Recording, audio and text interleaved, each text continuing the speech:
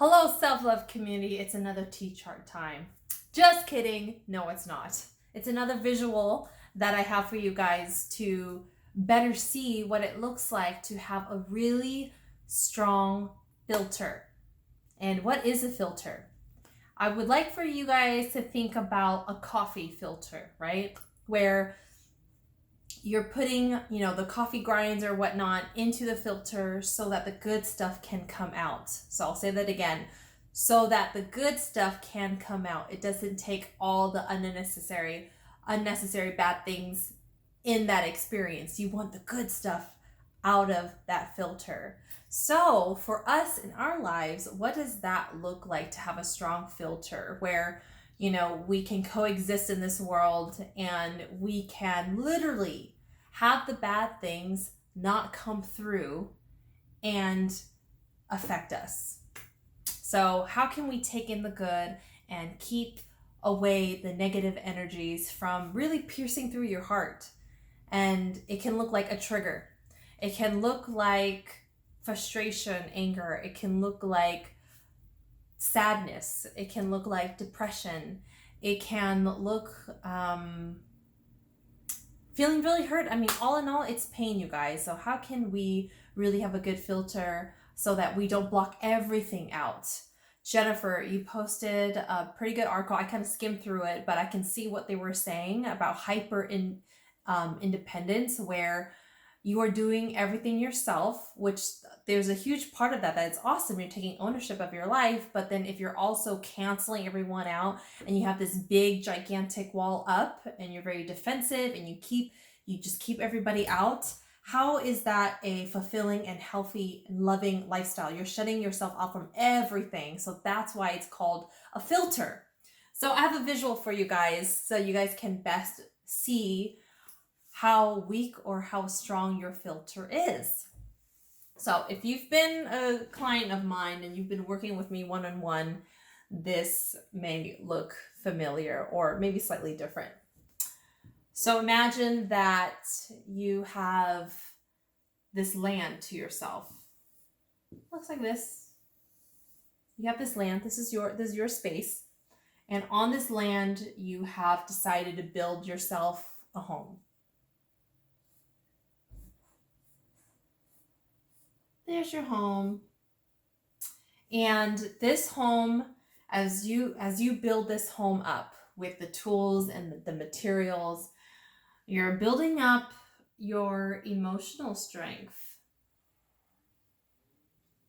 And as you continue to build this house, you also become, I'll put E, your emotional strength lies here, your mental strength is also strengthening as you build this house. And this also represents how your spiritual strength is, a strong sense of knowing who you are, and your physical strength, how well you take care of your body, how strong your body is, how healthy it is inside and out, and then also how financially strong you are. So those are the 5 pillars of self-love. 5 pillars of self-love. If you did not watch my previous self-love content, especially the one about intro to self-love, you'll know what I'm talking about. So this is your heart, right? Basically, this is you. This represents you. This represents your safe space where you can grow, you can be yourself, and where you experience personal freedom, right? So you have that. And then you have your space where you can go outside and continue to be yourself and live a fulfilling life. And so with this safe space, right, like if you think about a lot of properties that you see, I mean, there's definitely things that people have put in place to protect from the outside bad things that can get in, that can break into their property. So what is usually that? I mean, let me draw a door here. Some of you guys might be like, a security system. I mean, there's even locks. There's locks on this door. There's a security system. Locks. What else? What else would they put on their property to protect themselves? You might say there is a fence or a gate, right? So let's just imagine that there's, I'll just put it like a square. There's like a fence that you realize that you really need to build, because then how, you need to protect this from being damaged. So does this fence, is it blocked off on all sides where you can't even get out and nobody can get in at all? So there's usually a doorway, right? I'll just leave it like that, with also a lock, maybe some sort of other security, right? And so what does that lock or the security system right here look like personally in our lives, with our hearts? Like, there's going to be people who come into your life where they're visiting, right?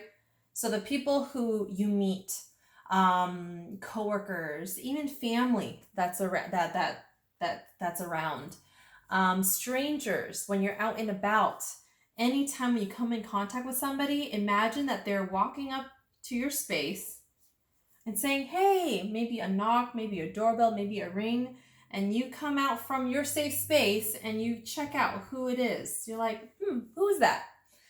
So perhaps this lock right here and right here, it can be information that you need to know for you to allow them in, right? And before you even let them into your personal space, like this is where your heart is, maybe, they made it here where they're around, but you're not welcoming in your personal life, into your heart.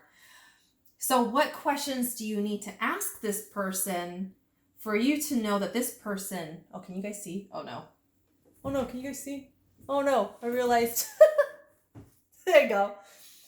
So that you can see that they are safe.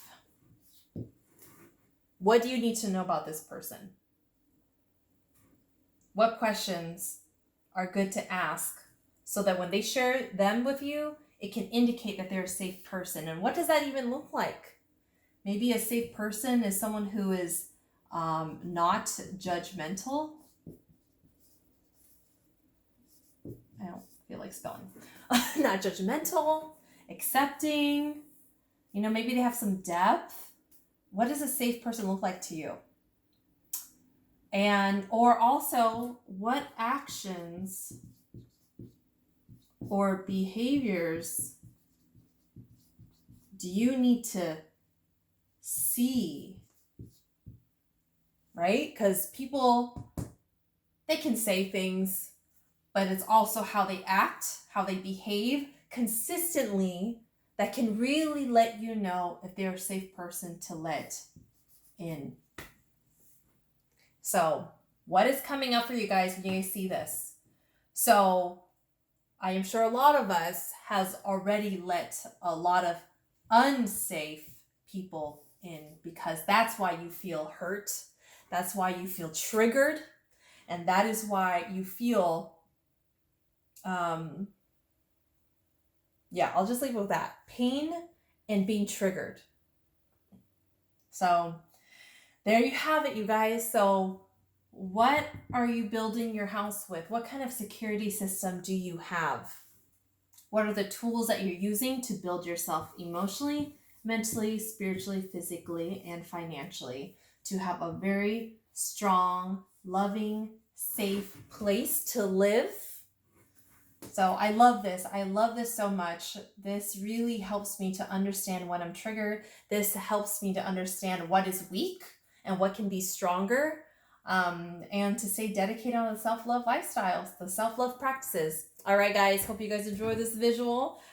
Please let me know your thoughts and if you have any questions about this. I'm sure this opens up to a lot of people who has hurt you in your life, who has fucked you over, who has cheated on you, who has lied to you, and you can really, really understand how to build a strong filter for yourself in your life, right?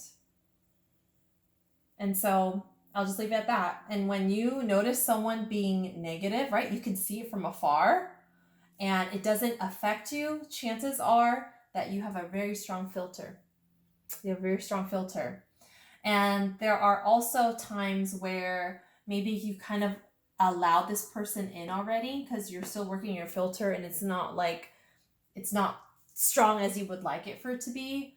Perhaps you have some awareness to filter this person of the emotions that this person has brought in out.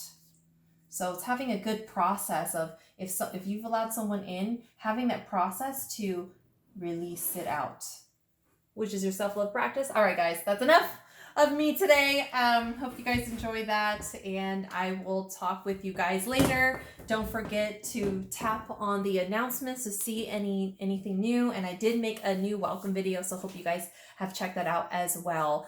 Yeah, grateful to be here with you guys on this lovely Saturday. Talk to you guys later. Bye.